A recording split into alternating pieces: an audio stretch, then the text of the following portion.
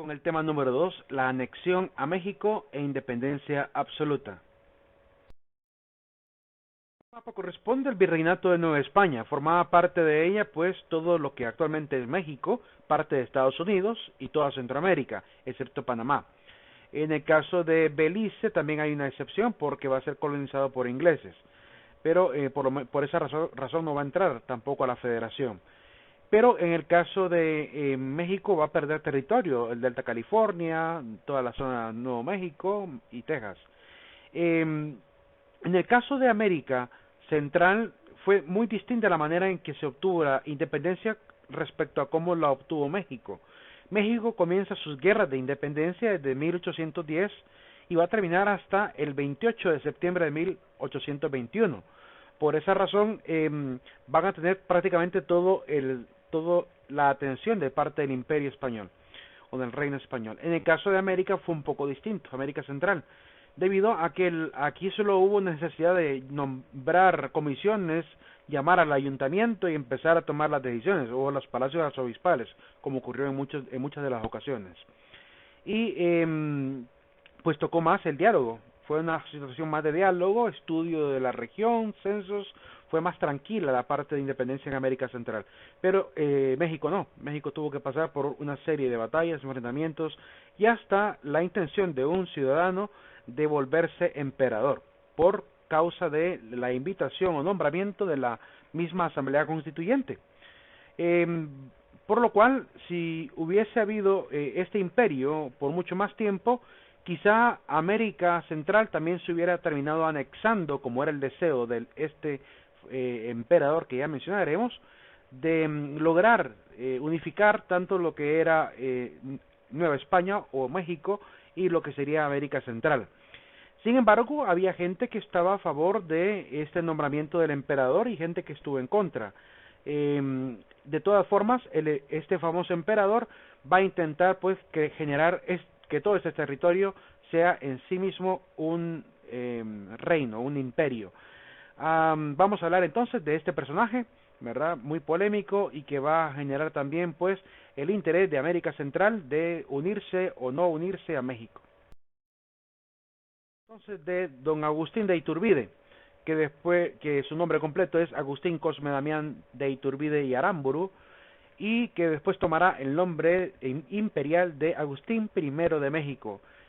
Va a estar gobernando muy poco tiempo, desde 22 de mayo de 1822 hasta 19 de marzo de 1823, apenas como 9 meses, por lo cual va a ser muy poco tiempo el que le va a tocar. Para entender un poquito el fenómeno de lo que sería este intento de anexión de Centroamérica a México, intentamos que era un ayuntamiento constitucional. Un ayuntamiento constitucional era una corporación dirigida por un alcalde o intendente y concejales. Este sistema todavía funciona en España, todavía hay ayuntamientos. Y el gobierno municipal, básicamente lo que sería el ayuntamiento en aquel entonces. Hoy en día pues terminamos llamándole pues municipalidades. Fundados con decreto el 23 de mayo de 1812 en México, ¿verdad? En Honduras tuvimos pues el ayuntamiento de Comayagua, de Nuestra Señora de Santa María de Comayagua.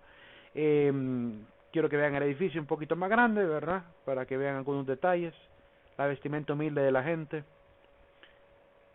Y pues actualmente ahí está la alcaldía municipal de Comayagua.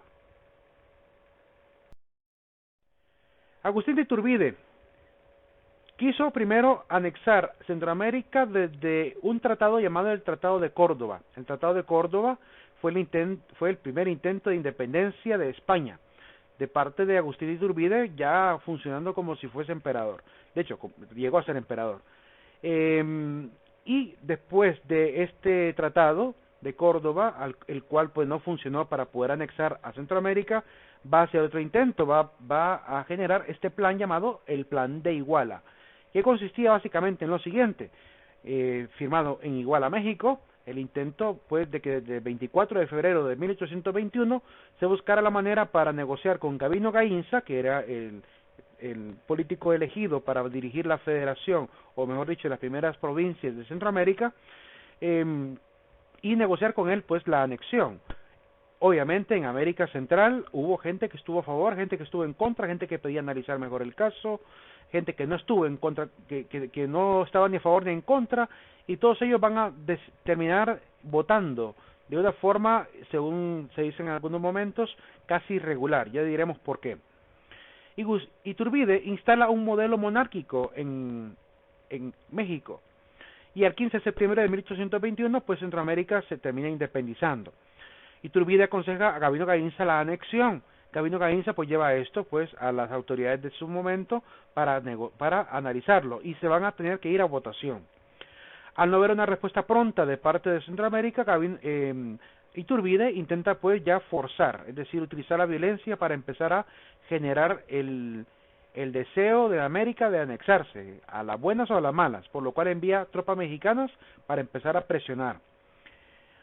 Los votos del Ayuntamiento de Guatemala, que fueron recogidos para analizar si estaban a favor o en contra, donde estaba la sede básicamente de las provincias centroamericanas, terminó así. Hubo 104 votos que quisieron unirse sin condición, personas que quisieron unirse sin condición. 11 personas pidieron pues unirse analizando las condiciones. 32 dijeron lo que decía la Junta Provisional, estaban ni a favor ni en contra. 2 dijeron que no estaban de acuerdo con unirse, y 68 faltaron, ¿verdad? 68 ayuntamientos por responder. Es decir, los representantes de estos ayuntamientos no llegaron a la reunión y por lo cual no participaron. Entonces generó contra un 104 ayuntamientos representados votando a favor, pues habían 113 que pedían más bien tomarlo con calma, al menos los primeros 11, 2 que estaban en contra, y pues había que analizar el porqué, ¿verdad? Habría que estar en contra de la anexión.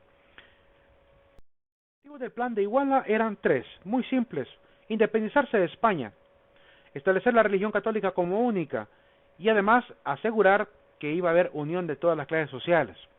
Sonaba muy bien el plan, sonaba muy interesante, muy democrático. Sin embargo, había un monarca. Ese es el único elemento interesante. Se eliminan las clases sociales, pero queda siempre una, que es la del monarca. Quizá por eso y por los ideales que había en Centroamérica de los padres de la independencia, que son personas de pensamiento liberal, si ya sabían que Francia se independizó prácticamente del rey, pues no querían también quedar bajo la tutela de un rey nuevo en América, o de un emperador peor, por lo cual esos ideales son los que van a generar dos bandos. Entonces se crearon dos bandos: el bando de los anexionistas, donde había gente conservadora de familias, ¿verdad?, de la parte élite, que quería mantener pues dignidades, cargos y toda la situación, y gente que era del lado de los independentistas, que es gente de pensamiento liberal. A esto me refería. Es gente que entiende muy bien que la dinámica de una independencia, de una monarquía española, no puede conllevar a otra monarquía. Entonces, por eso había gente con mucha claridad respecto a los ideales de la revolución independentista. Y en Honduras, pues los bandos estaban bien claros, estaban bien delimitados. En el caso de Comayagua y en el caso de Tegucigalpa. En Comayagua estaba la gente que estaba, las familias conservadoras que querían anexarse, y Tegucigalpa, que tenía un pensamiento más liberal, no querían la anexión. El 5 de enero de 1822 en Guatemala se lanza el acta de anexión a México, insólitamente. ¿Por qué? Porque no habían terminado de hacer las votaciones como tendrían que haber sido. ¿Sí? Excepto que hubo 103, 104 votantes a favor, sí, pero había que contar también el resto de votos y había que considerar la cantidad, y eso era mayor la cantidad. Por esta razón, en el acta de independencia absoluta del 1 de julio de 1823 se va a declarar nula esta anexión, porque dice la misma acta fue por medios, ¿verdad?, viciosos, por medios pues irregulares, sin contar con la aprobación de todos los ayuntamientos, y sobre todo porque faltaban 68 que votaran. Bien, hay que leer un poquito, no voy a leer toda el acta de anexión, pero quiero leer un fragmento que me pareció muy importante. El Palacio Nacional de Guatemala, enero 5 de 1822, habiéndose traído a la vista las contestaciones de los ayuntamientos de las provincias, cosa que era falsa, como hemos visto, ¿verdad? No todos estuvieron conscientes de lo que estaba firmándose. Se halló que la voluntad manifiesta llanamente por la Unión excedía de la mayoría absoluta de la población reunida en ese gobierno. Falso, ¿verdad? Como hemos visto, la votación era diferente. Incluso mienten porque dicen, y computándose la de la Intendencia de Nicaragua, que desde su declaratoria de independencia del gobierno español se unió al de México, separándose absolutamente de la de Comayagua, que se halla en el mismo caso, obviamente estaba a favor, la de Ciudad Real de Chiapas, que se unió al imperio, aún antes de que se declarase la independencia de esta ciudad. La de Quetzaltenango, Sololá y algunos otros pueblos en estos últimos días han adherido por sí mismos a la Unión. Se encontró que la voluntad general había a una suma casi total. Ya vimos que es completamente falso. Y teniendo presente la Junta en su deber, en este caso nosotros que trasladar al gobierno de México lo que los pueblos quieren, se acordó verificarlo así. Ese es el fragmento del acta de anexión. Ahora, como mencioné, el 1 de julio de 1823 surge una acta importantísima.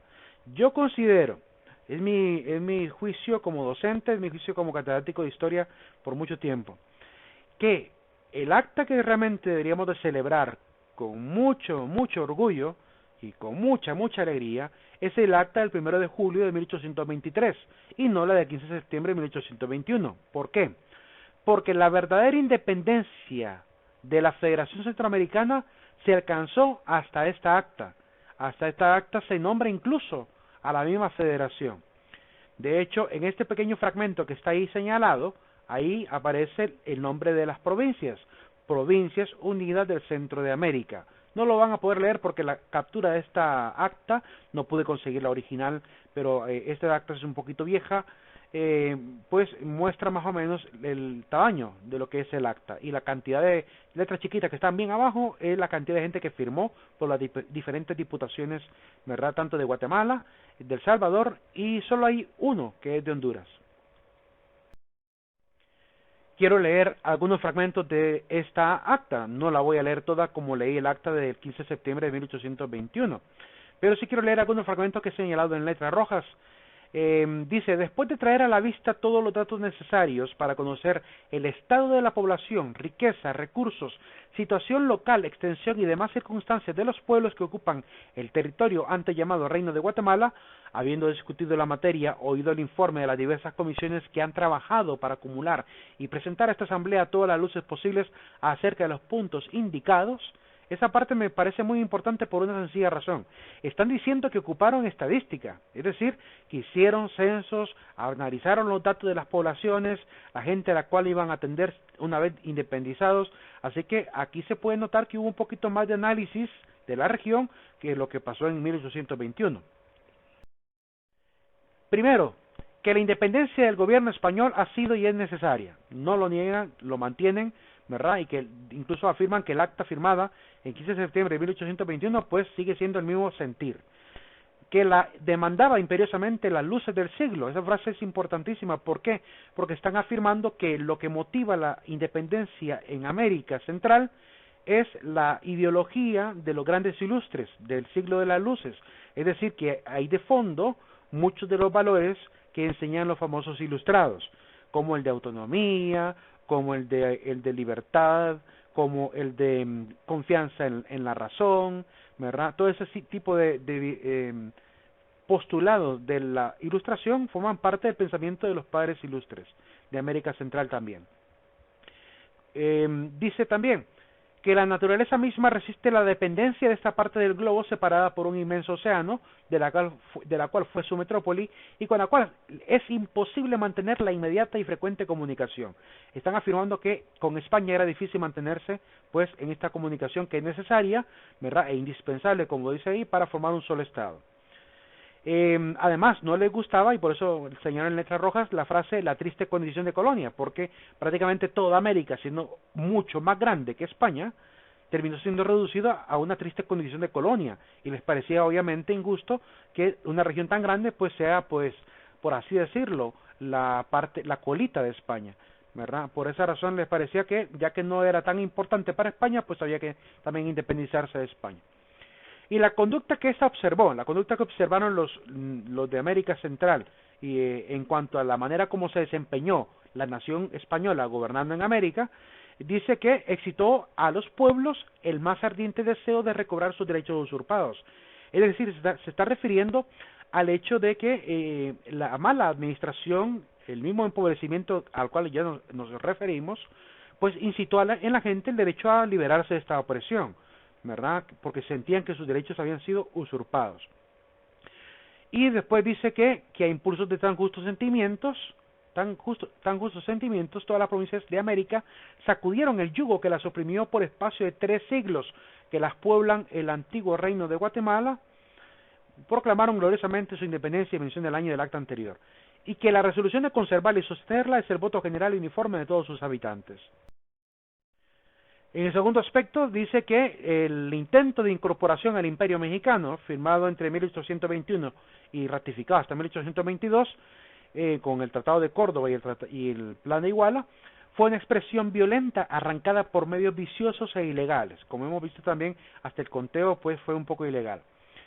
Y que las providencias que acerca de esta unión dictó y expidió don Agustín de Iturbide fueron nulas, que la expresada agregación ha sido y es contraria a los intereses y a los derechos sagrados de los pueblos. Cuando dice que ha sido contraria a los intereses, se refiere a los intereses del mismo sentimiento independentista, las ideologías que están detrás, ¿verdad? Y menciona a los comitentes, pues es contrario al deseo de los comitentes. Después hace las declaraciones, las 3 más importantes, que esas 3 sí las voy a leer.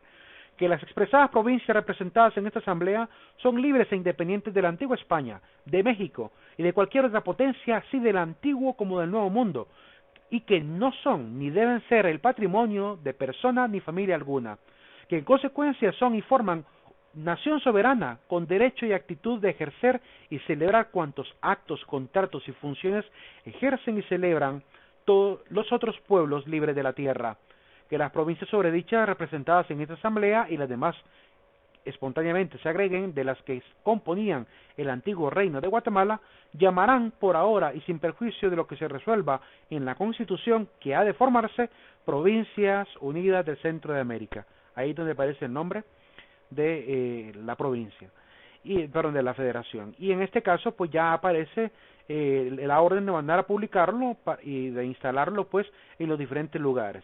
Y pues firman al final en el documento. Y esta es la última página donde aparecen los nombres de los que firman. Solo quiero señalar en negrita los nombres que ya hemos mencionado: José Matías Delgado, Pedro Molina, Mariano Beltranena, Francisco Arruña, que lo vamos a mencionar más adelante, cuando ya lleguemos cerca de Morazán, Juan Vicente Villacorta, que también lo vamos a mencionar. José Beteta lo puse en negrita porque me dio risa el apellido nada más. Francisco Aguirre, diputado por Olancho.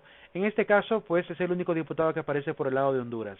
Y esta acta, pues la he tomado de la recopilación de la ley de El Salvador y Centroamérica por el presbítero doctor y licenciado don Isidro Menéndez, de 1855. Detalles del acta. Así como hice una síntesis del acta de 1821, también de la de 1823. Se analiza cuidadosamente el acta anterior. Se fundamenta en la estadística, como ya lo hice notar. Se justifica la absoluta independencia respecto al gobierno español. Se censura la anexión al Imperio Mexicano. Se declara la independencia de España, México y cualquier otro país de la tierra. Se consolida la autodeterminación de los pueblos, cuando habla de que celebrará contratos tratados como todos los pueblos libres. Ahí está hablando de la autodeterminación de los pueblos. Se elabora un nombre para la Federación Provincias Unidas de Centro de América. Esos 7 detalles me parecen muy importantes señalar.